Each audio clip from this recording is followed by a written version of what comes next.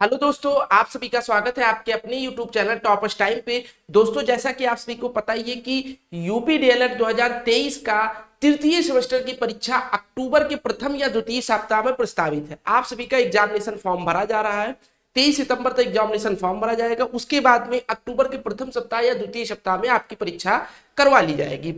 आज से हम लोग आप सभी को यूपी डीएलएड 2023 के तृतीय सेमेस्टर के लिए क्लास स्टार्ट कर रहे हैं, जिसमें सबसे पहले हम लोग गणित की क्लास स्टार्ट कर रहे हैं। क्योंकि आप सभी को दोस्तों पता ही है कि अगर सबसे ज्यादा बच्चों का बैक लगता है तो मैथ में, अगर 100 बच्चे फेल हो रहे हैं तो 90 बच्चे उसमें से गणित में फेल हो रहे हैं। तो सबसे पहले हम लोग मैथ का प्रीवियस ईयर पेपर सॉल्व करेंगे। आज हम लेके आए 2024 का पेपर। इसी तरीके से 2024 से लेके और 2016 तक जितने पेपर हैं सारे मैं आपको सॉल्व कराऊंगा।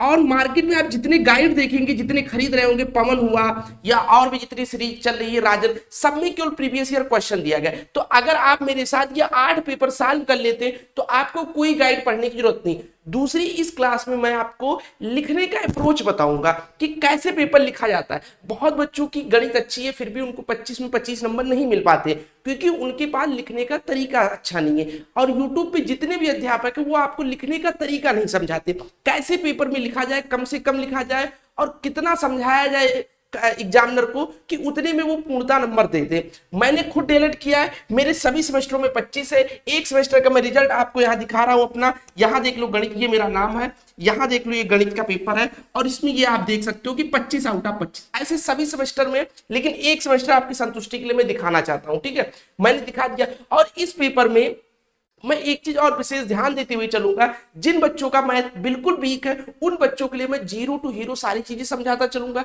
प्लस जिन बच्चों का मैथ अच्छा है उनको एक लिखने का अप्रोच मिलेगा कि कैसे 25 में 25 लाया जा सकता है। और मेरी गारंटी, अगर आप मेरे साथ 7-8 साल का प्रीवियस ईयर पेपर कर लेंगे तो जितनी भी मार्केट में गाइड है सारी कंप्लीट हो जाएगी। प्लस जिन बच्चों का मैथ बहुत भी कमजोर वो भी 20 से 22 नंबर आराम से स्कोर कर लेंगे। पासिंग मार्क तो आप छोड़ो, 20 नंबर के ऊपर ही आप रहोगे। इसी के साथ भी क्लास को स्टार्ट किया जाता है। 2024 का पहला प्रश्न पत्र है ये, यानी गणित का तृतीय प्रश्न पत्र और हमारा पहला प्रश्न पत्र आज हम चालू करा रहे हैं, ठीक है। Question number 1, 5 objective type question पूछे जाते हैं वास्तुनिष्ठ प्रश्न। पहला प्रश्न एग्जामिनर ने पूछा था 343/216 की घन रूप का आधार है, आपसे पूछा।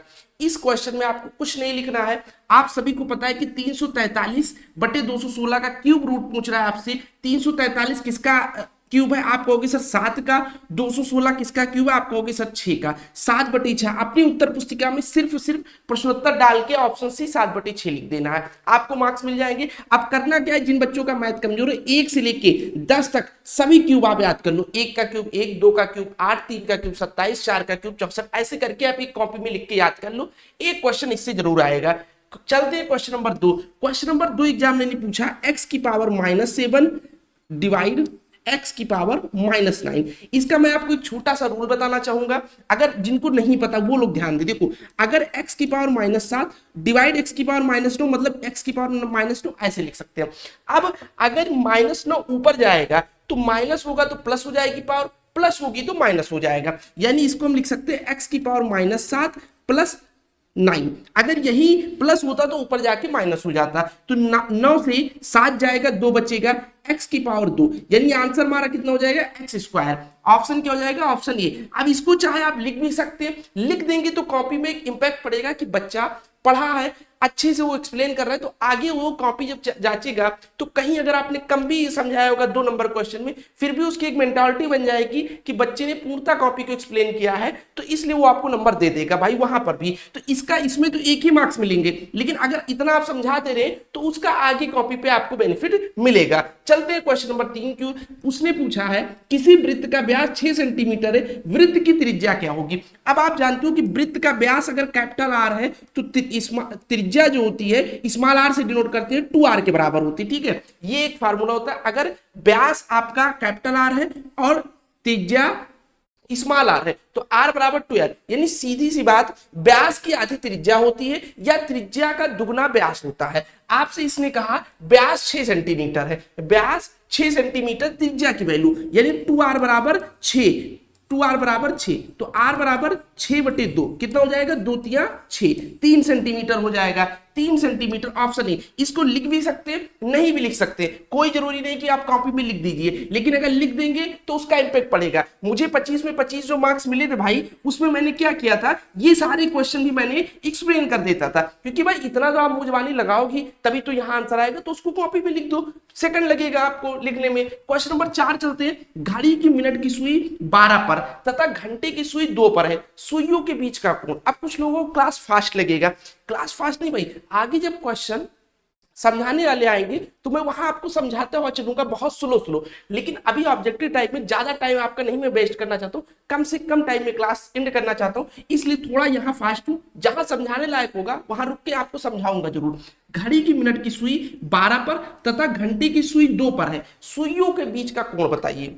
देखो अब बहुत, अगर आपको डिटेल में मैं समझाना चाहूँ, देखो 12, 1, 2, 3, 4, 5, 6, 7, 8, 9, 10, 11। अब सीधा सीधा आपसे कह रहा है कि 12 पर है तथा घंटे की सुई 2 पर है, यानी घंटे की सुई यहाँ 2 पर है और मिनट की सुई 12 पे है। अब देखो पूरी घड़ी में कितना ये होता है कालम, आप कहोगे सर 12 कालम होता है। कितना कालम होता है, आप कहोगे सर ये 12 कालम होता है, ठीक है। और 12 कालम में 360 डिग्री होता है, 360 डिग्री सर 12 कालम में होता है, यानी एक कालम में कितना हो जाएगा, 30 डिग्री हो जाएगा सर, 12 या 36, यानी यहां से यहां 30 डिग्री और यहां से यहां, तो 2 पर है और 12 पे, इसके बीच में 2 कालम, तो 2 गुणे 30 कितना हो जाएगा, 60 डिग्री, ठीक है। कितना हो जाएगा, 60 डिग्री। अगर यही 3 पर होता तो 3 गुणे 30 करते हम, यहां 30 लिख लो, ठीक है, 3 गुणे 30 करते, 4 पे और 12 पे होता तो 4 गुणे 30 लिखते, तब 120 आता। तो इसका उत्तर क्या हो जाएगा, ऑप्शन डी सही हो जाएगा। चलते हैं नेक्स्ट क्वेश्चन, क्वेश्चन नंबर 5 की ओर। 6 और 54 का मध्य अनुपाती क्या है, आपसे पूछ रहा है 6 और 54 का मध्य अनुपाती क्या है। अब मध्य अनुपाती निकालने का सबसे आसान तरीका मैं आपको बताता हूं, 6 गुणे 54 कर लो और इसको रूट कर लो, इसका रूट कर लो, जो इसकी वैल्यू आएगी वही आपका इसका मध्य अनुपाती होगा। आप कहोगे सर इसको मैं कैसे रूट करूं, अब मैं आसान तरीका आपको बता रहा हूं, देखो 6 को ऐसे लिख लो, 54 को कैसे लिख सकते हो, छोटे में तोड़ो, 6 गुणे 3 गुणे 3, 6 3 18 54। अब 6 गुणे 6 का 1 पेयर, 3 गुणे 3 का 1 पेयर, इसका रूट करना है तो 2 6 से बाहर 1 6 निकलेगा और 2 से 3 से बाहर 1 3 निकलेगा, 6 3 18, यही इसका मध्य अनुपाती हो गया। ऑप्शन कौन सी हो जाएगा, ऑप्शन बी सही हो जाएगा। अगर इतना आप लिख दे रहे हो यहां तो आपको एक ही मार्क्स मिलेगा भाई, अगर सीधा कॉपी में लिख दो 5 का भी 18 तो भी 1 नंबर मिलेगा, लेकिन इसका इंपैक्ट कॉपी में आपको आगे मिलेगा। कहीं अगर 2 नंबर का क्वेश्चन और थोड़ा सा आपने कम भी समझा रखा है, लेकिन एग्जामिनर की मेंटालिटी बन चुकी है कि बच्चा पढ़ने में अच्छा है, वो 1 नंबर क्वेश्चन ऑब्जेक्टिव को भी एक्सप्लेन कर रखा है, वहां भी आपको 2 नंबर देगा। तो 25 में 25 लाना है तो ऑब्जेक्टिव के भी 2-3 क्वेश्चन आप एक्सप्लेन कर दो, और वैसे भी इसको लगाओगे तभी तो आप वहां लिखोगे। तो अगर लगाना है तो कॉपी में लिख के फिर आंसर निकालो, ठीक है। चलते हैं क्वेश्चन नंबर से। अब कुछ अध्यापक आपसे कहेंगे भाई ऑब्जेक्टिव में लिख भी दोगे तभी 1 नंबर मिलेगा, और सीधा ऑप्शन लिखोगे तब भी 1 नंबर। मैं भी कह रहा हूं 1 ही नंबर मिलेगा, लेकिन कॉपी पे इसका इंपैक्ट पड़ता है। अगर कहीं आप आगे चल के कोई चीजें शॉर्ट में लिखते हो तो एग्जामिनर उसका मार्क्स नहीं काटेगा। 25 में 25 इसी तरीके से आ सकते हैं भाई, ठीक है। चलो और क्वेश्चन नंबर 6 की ओर चलते हैं। अति लघु उत्तरीय प्रश्न, कम से कम लिख के आपको समझाना है उनको, ठीक है। चलते हैं, देखो एक कमरे के फर्श का क्षेत्रफल 12 वर्ग मीटर है, यदि उसकी ऊंचाई 4 मीटर है तो कमरे का आयतन ज्ञात कीजिए। अब आपको कॉपी में कैसे लिखना है, देखो कॉपी में ऐसे लिखना है, कमरे का आयतन बराबर, कमरे का आयतन बराबर, कमरे का आयतन बराबर, ठीक है। आपको लिखना है कॉपी में फर्श का क्षेत्रफल गुणे ऊंचाई, फर्श का क्षेत्रफल मैं यहां लिख दे रहा हूं नीचे, ठीक है। फर्श का क्षेत्रफल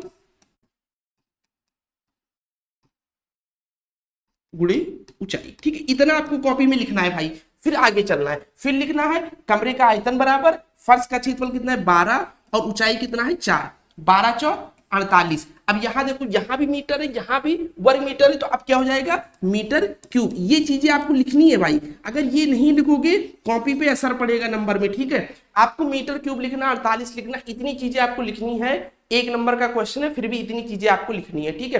कुछ बच्चे क्या करते हैं 12 गुणे 40 बराबर 48 ऐसे लिख देते हैं। एग्जामिनर का मूड होगा नंबर देगा, नहीं मूड होगा काट लेगा, आप कुछ नहीं कर सकते हो, क्योंकि एक्सप्लेन करना है भाई। कॉपी इस तरीके से लिखना है कि छोटे बच्चे को बैठा दिया जाए वो भी समझ जाए।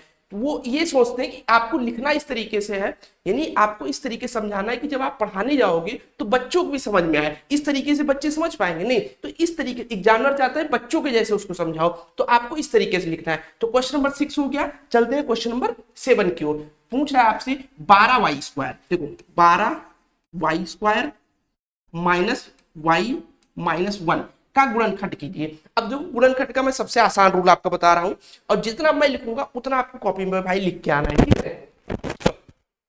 देखो 12, पहले देखो इसका और इसका गुणा करो, पहला पक्ष और अंतिम पक्ष, 12 एकम 12। अब मुझे जो बीच में y लिखा है इसमें जोड़ के या घटा के, यहां माइनस है तो घटा के, यहां प्लस होता तो जोड़ के मुझे y लाना था, यहां घटा के y लाना है, इस तरीके लाना है कि इसका गुणा करें तो 12 आ जाए। तो देखो फैक्टर देखो 4 माइनस 3, अगर हम 4 और 3 को गुणा करेंगे तो 12 आएगा, और 4 से 3 घटाएंगे तो y आएगा, 4 से 3 घटाएंगे y आएगा। अब हम इसको ऐसे लिखेंगे कॉपी में 12y² माइनस ब्रैकेट में 4y माइनस 3y, ठीक है। y को हम इतना लिख सकते हैं 4y माइनस 3y, बचेगा y माइनस 1।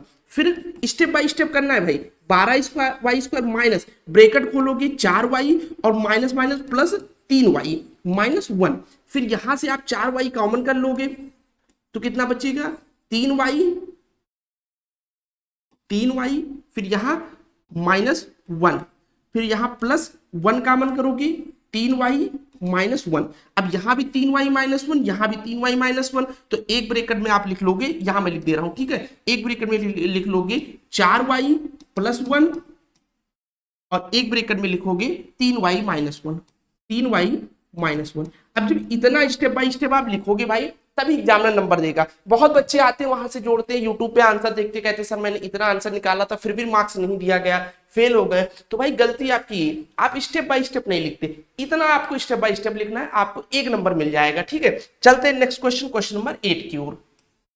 लाग आधार a2 की पावर x प्लस 3 लाग आधार a 64, तो x की वैल्यू ज्ञात कीजिए। देखिए बहुत आसान सा क्वेश्चन है, बच्चे लाग वाले क्वेश्चन में डर जाते हैं, बहुत आसान सा क्वेश्चन है। देखो x प्लस 3 बराबर कहा गया है। अब एक चीज आप देखो, इसको ऐसे लिखना है, फिर इसको एक बार ऐसे लिखना कॉपी में, ठीक है।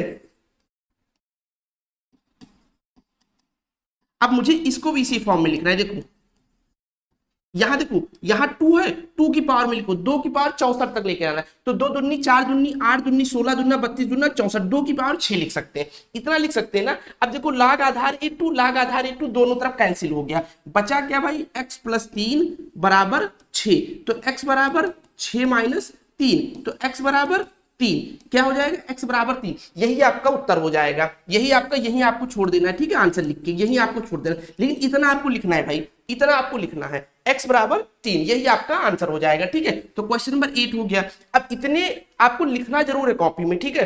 और कोई चीज अगर आपको नहीं समझ में आ रही आप कमेंट सेक्शन में कमेंट कर दीजिएगा, नेक्स्ट वीडियो में जब मैं 2023 का पेपर लेके आऊंगा उसमें मैं और एक्सप्लेन कर दूंगा। वैसे मैं बेसिक से सारी चीजें आपको बताता चल रहा हूं भाई, कोई चीज मैं छोड़ने की कोशिश नहीं कर रहा हूं। और दूसरी एक बात, अगर इस सीरीज को आपको पूरा चाहिए यानी कि मैं 8 पेपर सॉल्व करा सकूं, तो एक छोटा सा आप मुझे मोटिवेट करने के लिए काम कर सकते हैं, चैनल को सब्सक्राइब करके वीडियो को लाइक करके एक प्यारा सा कमेंट जरूर कर दीजिएगा कि सर प्लीज ये सीरीज कंटिन्यू करिए। अगर 8 क्लासेस मैंने करा दी, मार्केट की जितनी भी गाइडें हैं भाई सारी गाइडें कंप्लीट हो जाएगी, बेसिक आपका 0 टू हीरो मजबूत हो जाएगा, प्लस आपको एक अप्रोच मिल जाएगा कि कैसे कॉपी लिखना है। सबसे ज्यादा मैटर करता है अप्रोच भाई। मैंने अच्छे अच्छे बच्चों का देखा है जो 22 23 25 आराम से स्कोर कर सकते हैं, वो भी 14 15 में लटक जाते हैं, और जिनको 14 15 करना रहता है वो फेल हो जाते हैं। उनको 14 15 नंबर आते रहते हैं, लेकिन लिखने का अप्रोच नहीं पता होता है भाई, लिखने का अप्रोच, वही अप्रोच मैं इस कॉपी में आपको सिखा रहा हूं। चलते हैं आगे क्वेश्चन नंबर 9 की ओर।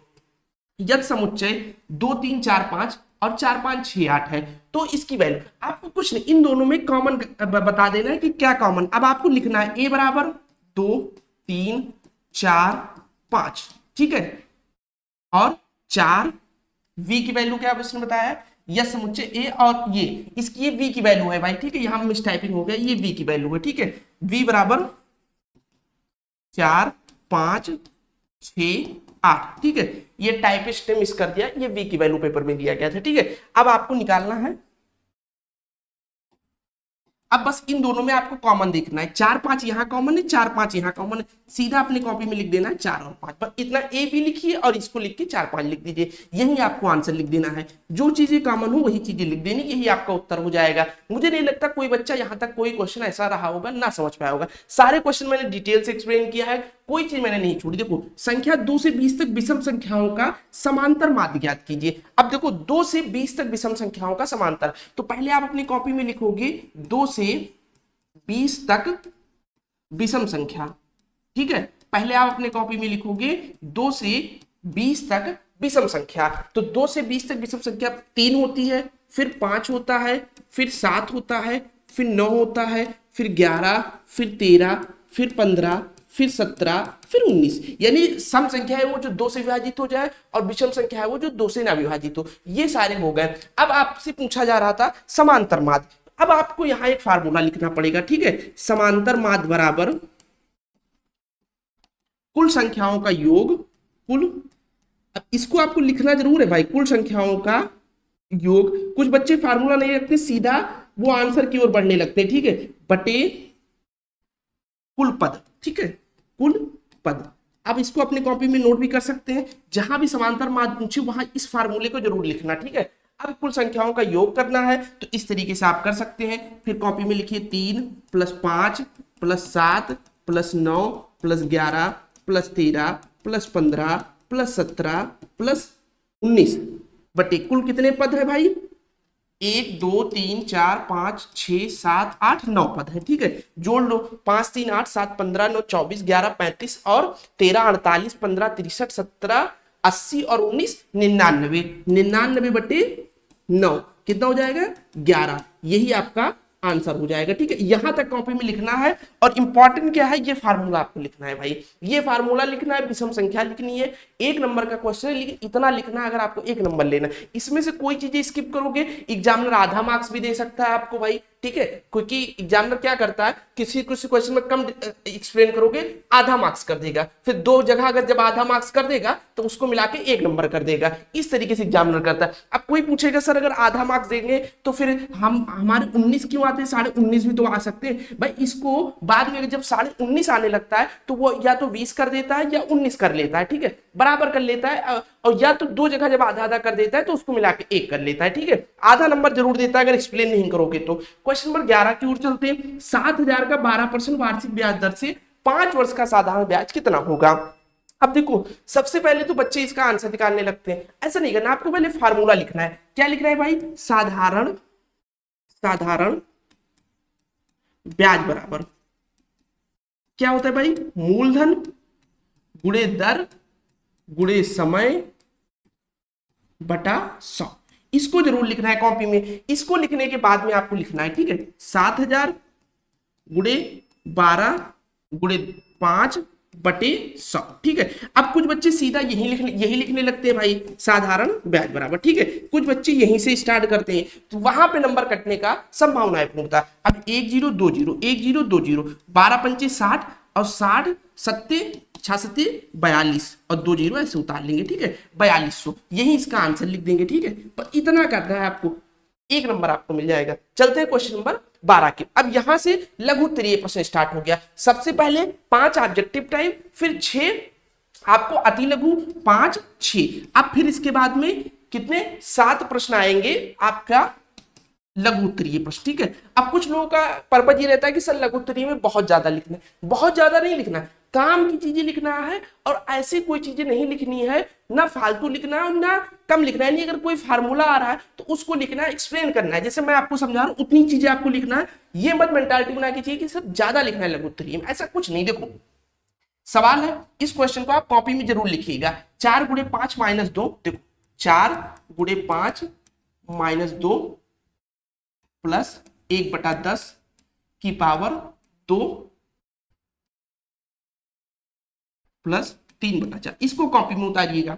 अब फिर यहां से देखो, अभी मैंने एक रूल आपको बताया था कि जब x की पावर -2 और x की पावर -9 ऐसे था ना, जब इसको ऊपर ले गए तो माइनस था प्लस हो गया था और प्लस होता तो माइनस हो जाता, ये मैंने सिखाया था ना आपको। अब यहां देखो, यहां पावर माइनस ऊपर, अगर इसको नीचे लाएंगे तो प्लस हो जाएगा। इसको लिख सकते हैं 1/4 गुणे 5 का होल स्क्वायर, ठीक है, 1/4 4 × 5 का होल स्क्वायर लिख सकते हैं, ठीक है। ये प्लस में हो गया, अभी तक माइनस में था।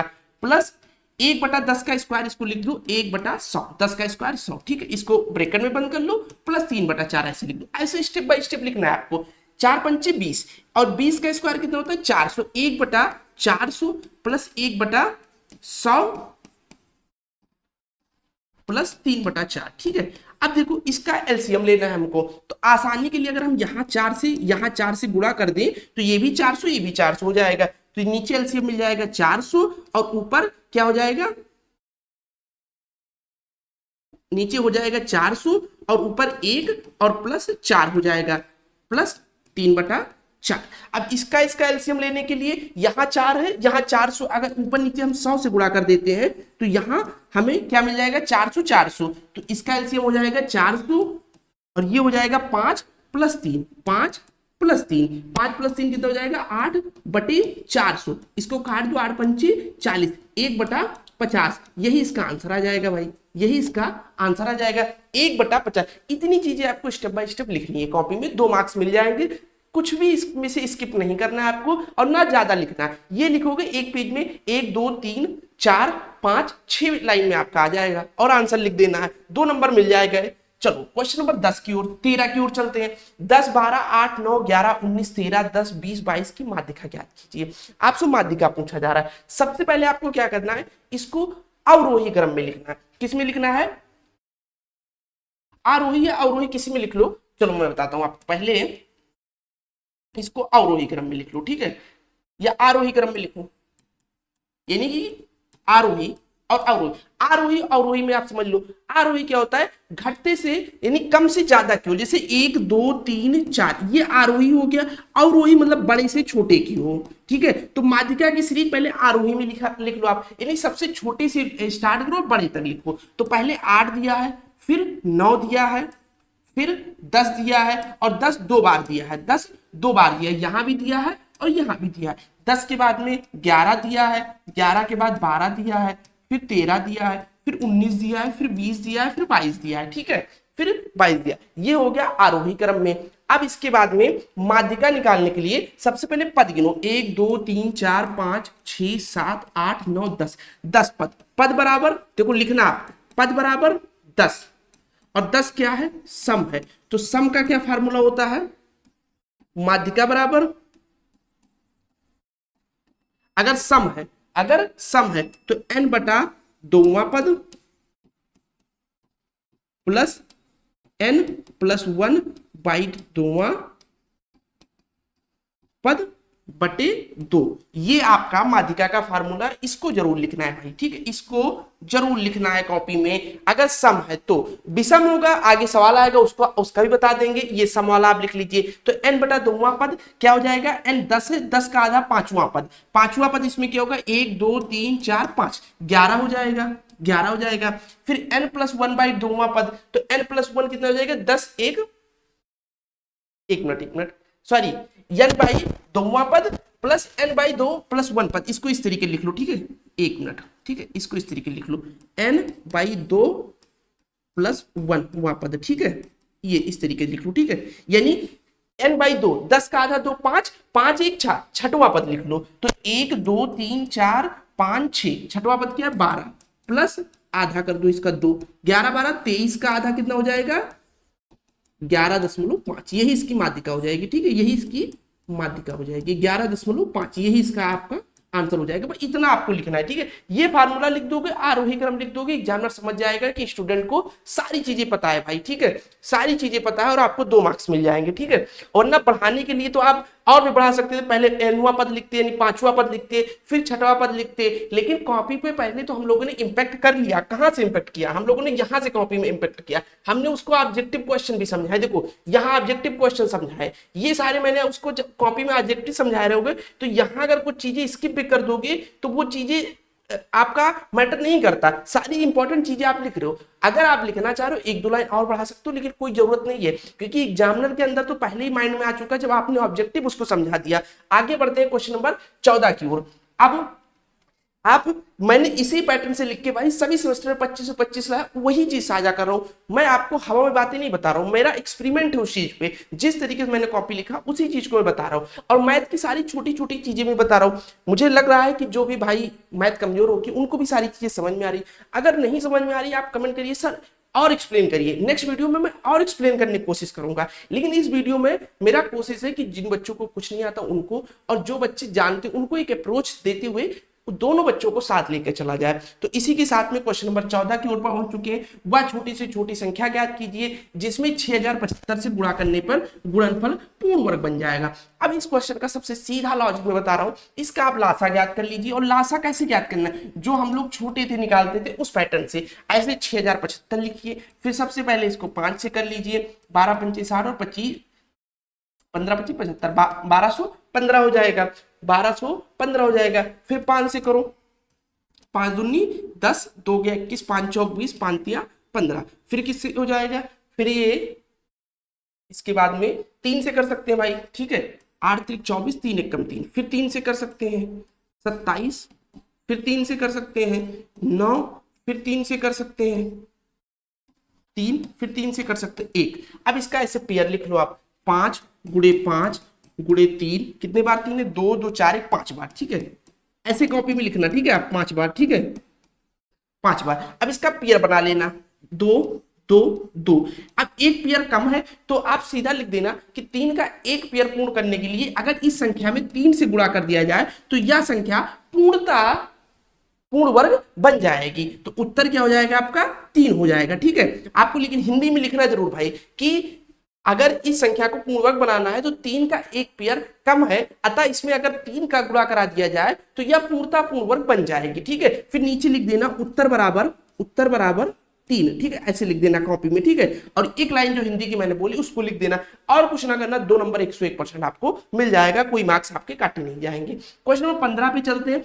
x माइनस 1/x बराबर 3/2, तो x क्यूब माइनस 1/x³ का मान ज्ञात कीजिए। आपसे ये पूछ रहा, ऐसे पहले कॉपी में इसको लिखना भाई, x माइनस 1/x बराबर 3/2, तो x माइनस 1/x³ बराबर क्वेश्चन मार्क, ठीक है, इसको लिखना। अब लिखना एक फार्मूला लिख देना एग्जाम में, ठीक है। देखो कॉपी में एक फार्मूला इसको जरूर लिखना, x माइनस 1/x बराबर n, ठीक है, यदि ऐसे लिखना आप, ठीक है, x माइनस 1/x बराबर n, तो x minus 1/x x³ minus 1/x³ बराबर n³ प्लस 3n। इस फार्मूले को पहले लिख देना, ठीक है, फिर इसी फार्मूले पे इसको रख देना, ठीक है, सीधा x³, तो फिर लिखना x माइनस 1/x बराबर 3/2, तो x³ माइनस 1/x³ बराबर n³ की जगह पे 3/2 का होल क्यूब प्लस 3 गुणे 3/2, ठीक है। अब इसको सॉल्व कर लो, 3 3 9 27, स्क्वायर करना है ना, यहाँ क्यूब है भाई, ठीक है, यहाँ क्यूब था, ठीक है। तो 3 3 9 27/8 प्लस 3 3 9/2, ठीक है। अब इसको जोड़ना है, यहाँ 8 है यहाँ 2 है, बराबर करने के लिए दोनों तरफ 4 से इसमें गुणा कर लो, ठीक है। तो नीचे 8 हो जाएगा, नीचे क्या हो जाएगा, यहाँ मैं लिख दे रहा हूँ, ठीक है, नीचे 8 हो जाएगा और ऊपर 27 लिख लो, और प्लस कितना हो जाएगा 9 चौक 36, ठीक है। तो 36 और 27 कितना हो जाएगा 63/8, यही आपका उत्तर हो जाएगा, ठीक है। इसको लाइन बाय लिखना, पहले इसको लिख लेना, फिर इसको लिखना, फिर इसको लिखना, फिर इसको, फिर एक लाइन में इसको, एक लाइन में, 7-8 लाइन हो जाएगी आपको। यहाँ आप उत्तर लिख देना है, ठीक है, कि यहाँ आपका आंसर आ गया और आपको मार्क्स मिल जाएंगे पूर्णतः 2 नंबर भाई। अब इसमें कुछ लोग आपको दूसरा चीज बताएंगे, लेकिन ये फार्मूला अगर आप लिख के एक्सप्लेन कर रहे हो, मैंने ऐसे क्वेश्चन किया है और मुझे 2 मार्क्स मिले, कोई मार्क्स आपका नहीं काटा जाएगा, ये मेरी गारंटी है, ठीक है। तो अगर यूट्यूब पे कोई दूसरा अध्यापक आपको एक्सप्लेन करके और समझा रहा है तो इतना नहीं लिखना भाई, ठीक है, यहाँ आपको बचाना है, 2 मार्क्स मिल जाएंगे। चलते हैं क्वेश्चन नंबर 16 की ओर। कह रहा है यदि 7050 को 1/5 1/4 1/3 के अनुपात में बांटिए। बहुत आसान सा क्वेश्चन है, पहले आपको ऐसे लिखना है 1/5 1/4 1/3 का लासा, पहले इसको छोड़ो, पहले ऐसे इसको लिखना, फिर लिख लेना 5 4 3 का लासा कितना हो जाएगा, 5 चौक 20 60 हो जाएगा, ठीक है। अब सब में 60 से गुणा करा दो, 60/5 60/4 60/3। अब ये क्यों कर रहे हैं, ताकि जो ये बटे में हमको अनुपात क्या मिल जाए, बटे से हट जाए, ठीक है। तो 12 पंचे 60, 15 चौका 60, 15 चौका 60 और 20 तिया 60। अब हमें अनुपात क्या मिल गया, 12 15 20। अब देखो, अब ये अनुपात मिल गया। अब वैल्यू पता है, 20 15 35 और 12 47 की वैल्यू कितना है, 7050 जो है 47 की वैल्यू है। ठीक है, अब हमें क्या अनुपात में बांटना है, तो पहले 12 निकाल लो इसका। ठीक है, इसका 12 गुना निकाल लो, तो 47 एकदम 47, 23 गया 235, 47 पंचे 235, 150 गुणे 12 कितना हो जाएगा, 15 बरीम 180, 1800 हो जाएगा। फिर निकाल लो 7050 भागे 47। अब कितना निकालना है हमें, इसका 15 निकालना है। ठीक है, तो फिर यहां कितना हो जाएगा, यहाँ 150 हो जाएगा जैसे ऊपर विभाजित किया था, और 15 15 हम 225, यानी कितना हो जाएगा 2250 हो जाएगा। फिर एक बार निकाल लो 7050 भागे 47 गुणे 20। ठीक है, गुणे 20, फिर कितना हो जाएगा 150 हो जाएगा, और 1.5 दूनी 300 यानी 3000। ठीक है, अब ये हो गया। अब फिर कॉपी में एक बार लिख देना 1800, 2250 और 3000। ठीक है, इसको लिख देना इतना, यही आपका आंसर हो जाएगा, यही आपका आंसर हो जाएगा भाई। ठीक है, यही आपका आंसर हो जाएगा। चलिए चलते हैं क्वेश्चन नंबर 17 की ओर। लोहे का घनाभ के आकार के टुकड़ों की लंबाई, एक मिनट रुक जाइए।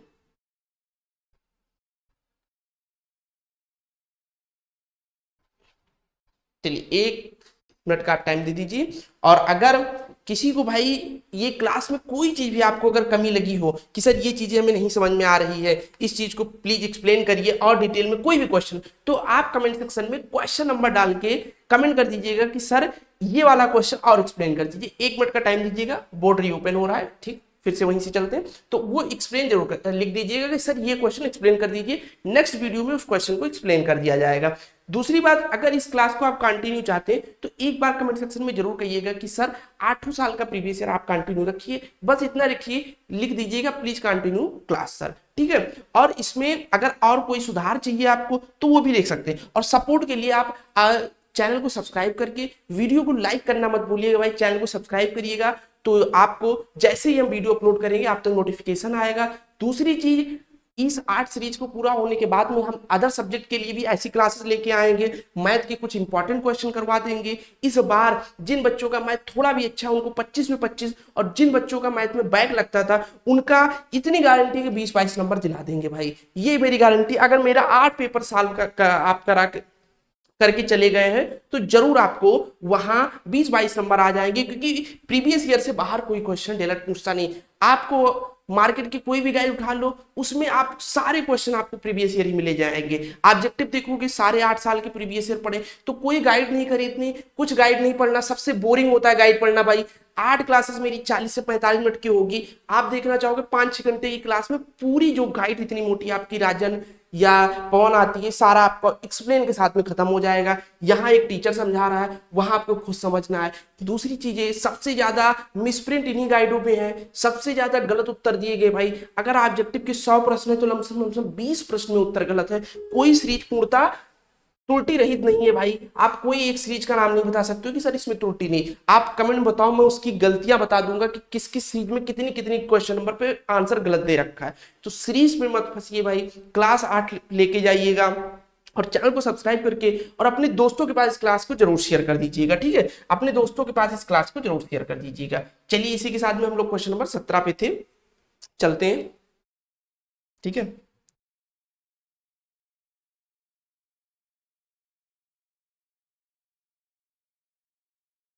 क्वेश्चन नंबर 17 पे थे, लास्ट 2 क्वेश्चन बचे हैं। ठीक है भाई, क्वेश्चन नंबर ये रहा। ठीक है, तो क्वेश्चन नंबर 14 हो गया। 1 मिनट का टाइम दे दो।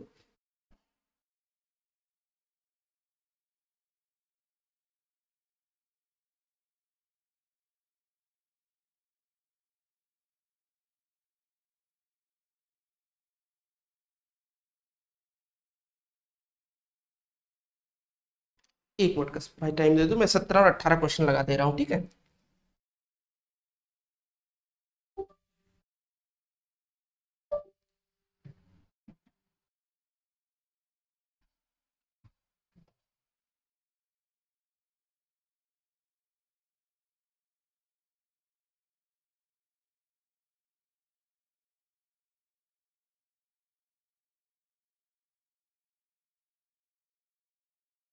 बस एक मिनट, 17 और 18 इंपोर्ट कर लेना, उसके बाद में चलते हैं, ठीक है। और आप लोग भाई जो लिखने का अप्रोच है, इसको आप एक कॉपी ले लिया करिए, और जिस तरीके से मैं सॉल्व करा रहा हूँ ऐसे ऊपर सबसे ऊपर प्रश्न डाल लिया करेंगे। 2024 का पेपर है, और उसके बाद में सारी चीजें क्वेश्चन नोट करिए, एक्सप्लेन बाय एक्सप्लेन, जैसे मैं लिख रहा हूँ वैसे लिखते चले जाइए। 8 पेपर में लिख जाएंगे, पूर्णतः आपकी हैबिट हो जाएगी कि भाई कैसे लिखनी है कॉपी को, ठीक है। पूर्णतः आपको हैबिट हो जाएगी कॉपी को कैसे लिखनी है, पूर्णतः आपकी हैबिट बन जाएगी कि कॉपी को लिखना कैसे है।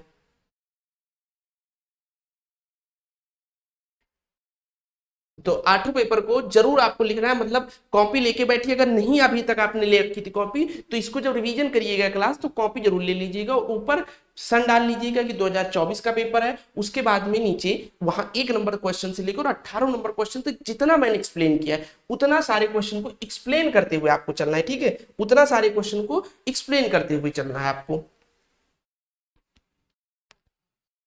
उतनी सारी चीजें आपको एक्सप्लेन करते हुए चलना है भाई।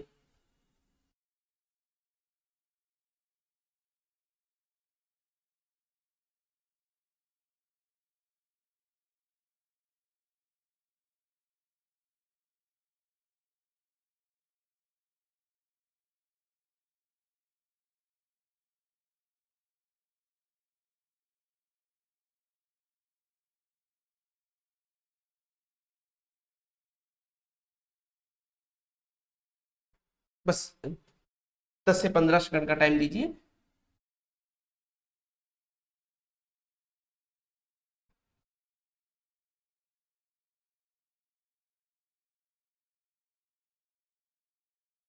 ये लीजिए, ठीक है। आगे पेपर हम लोग किस क्वेश्चन पे पहुंच चुके थे? यहाँ 15 आपको मैंने समझा दिया था, 16 भी मैंने आपको समझा दिया था। अब क्वेश्चन नंबर 17 पे चलते हैं, ठीक है। क्वेश्चन नंबर 17 पे आ गए हम लोग, ठीक है। ये रहा आपके सामने क्वेश्चन नंबर 7, वो सॉरी 17। चलो, क्वेश्चन कह रहा है लोहे के घनाभ के आकार के टुकड़े की लंबाई 75 सेंटीमीटर, चौड़ाई 15 सेंटीमीटर तथा ऊंचाई 5 सेंटीमीटर। इसमें 15 सेंटीमीटर लंबे, 3 सेंटीमीटर चौड़े और 1 सेंटीमीटर ऊंचे कितने गुटके बनाए जा सकते हैं? सीधा सीधा लिखना है आपको, बस एक फार्मूला लिखना है, कुछ नहीं लिखना है भाई इसमें, ठीक है। गुटके की संख्या बराबर, गुटके की संख्या बराबर, ठीक है। लिखना क्या है आपको? घनाभ का आयतन, घनाभ का आयतन, घनाभ का आयतन बटे गुटके का आयतन, ठीक है। गुटके का आयतन, इतनी चीजें आपको लिखना है। फिर एक उसमें लिख देना है आपको घनाभ का आयतन बराबर, अगर और एक्सप्लेन करना चाहते तो ऐसे एक्सप्लेन कर दीजिएगा, घनाभ का आयतन बराबर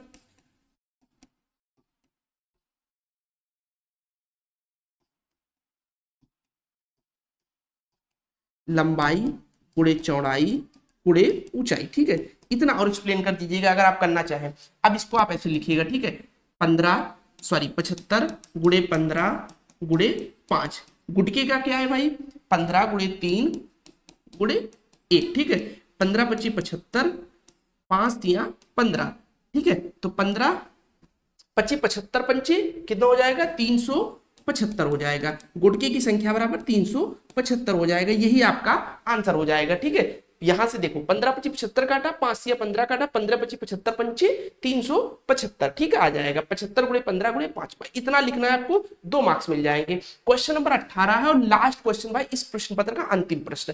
देखो एक्स स्क्वायर प्लस 7 प्लस 14 में x प्लस 3 से भाग देकर भागफल तथा शेषफल ज्ञात कीजिए। अब जैसे हम लोग छोटे क्लासेस में भाग सीख के हैं, सेम उसी तरीके से देना है। देखो x प्लस 3 को ऐसे लिखना है, फिर ऐसे बनाना है, x square plus 7x plus 14, ठीक है। अब देखो सबसे पहले हम लोग 2 पद उठाएंगे यहां से, ठीक है। 2 पद का है, 2 पद लेंगे, ठीक है। x प्लस 3 में x से गुणा करेंगे तो क्या हो जाएगा? एक्स स्क्वायर प्लस 3x हो जाएगा।